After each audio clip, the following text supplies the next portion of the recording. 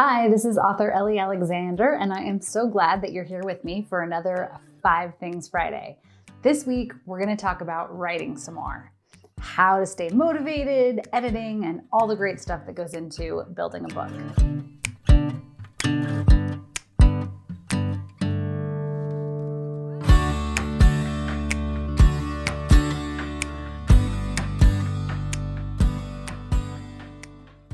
Number 1. This is a question that comes from Cortagonist. Hey, Cortagonist.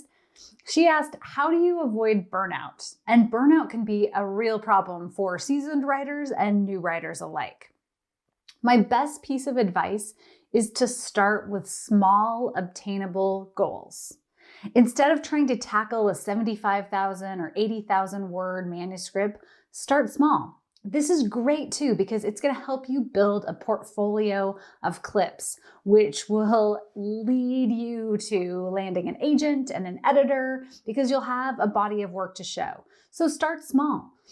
Go for your local newspaper, your favorite magazine, a church newsletter, you name it. Write an article about something that you're interested in, about something that maybe might track back to the book that you want to write, or maybe not. Just write a small article and start building a portfolio of clips. That's how I started. I started writing a monthly column for my local community newspaper. And then that led to writing for a national and international magazine.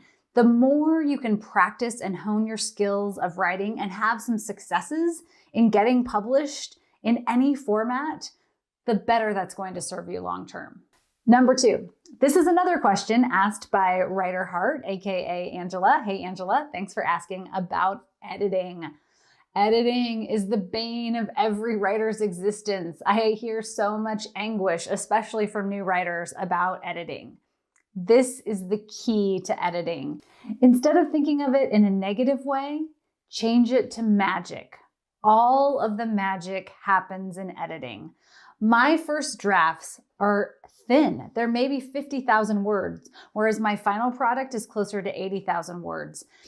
I write start to finish. I don't make any changes as I go when I'm working on a new manuscript. I get the story out on paper. It's terrible. It's like she walked, he sat, they talked. There's nothing to it. All of the magic happens later in editing, where then I start to layer in character depth and relationships and movement and food and the landscape around you. Give yourself permission to write a terrible, fast first draft. And here's a great piece of advice. November is National Novel Writing Month. That's NaNoWriMo. Go sign yourself up for it and write a really bad, terrible first draft in a month, and then begin the editing process. Number 3, the gift of distance. This also tracks back to editing. You have to have distance in your writing. Once you have that first draft, regardless of how terrible you might think it is, let it rest. Let it rest like a fine wine.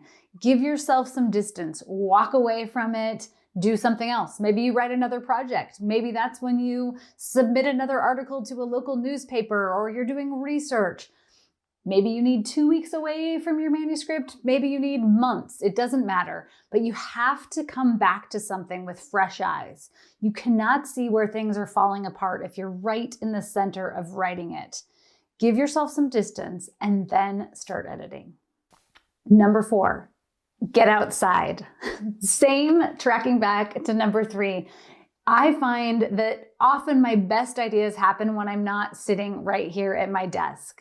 Get outside and go for a walk or a hike or swim or bike or whatever it is you do. Climb a mountain, jump out of an airplane, do something that gets you moving physically, because I think physical movement lends itself to creative energy flowing through your body in a different way. It's true. I know it sounds kind of woo-woo, but there's something about movement that gets ideas shaken up in a different way. Many, many, many times I have had an aha plot moment that I've been stuck on when I'm outside for a walk. Plus, you'll get exercise and you'll be in touch with nature. So that's always a good thing.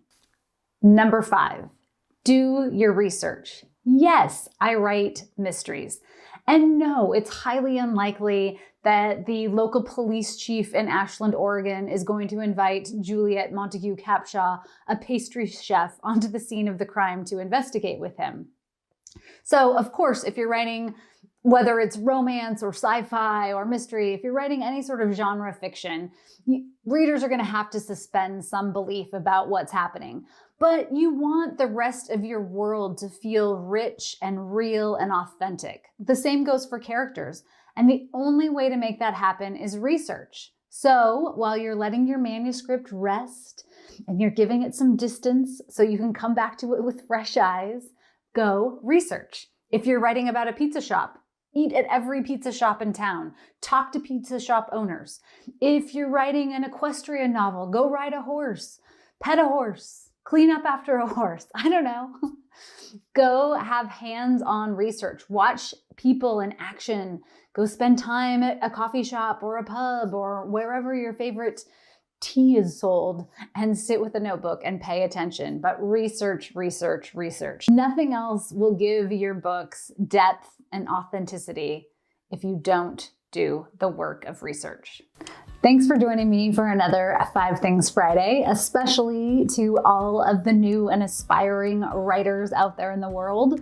I have a little bit of teaser news for you, which is that I'm currently working on building out an online course that is going to go into much more depth about the writing process, plotting, building character worlds, how to write a killer query letter, a book proposal, pitching an agent, everything you need to know to be successful in your path to publication. So be sure to subscribe to my YouTube channel below so you'll be informed on all of those things. If you have other questions about writing, comment below because I'd love to answer some of those here again. And go sign up for National Novel Writing Month. I want to hear that you've all written a novel by the end of November.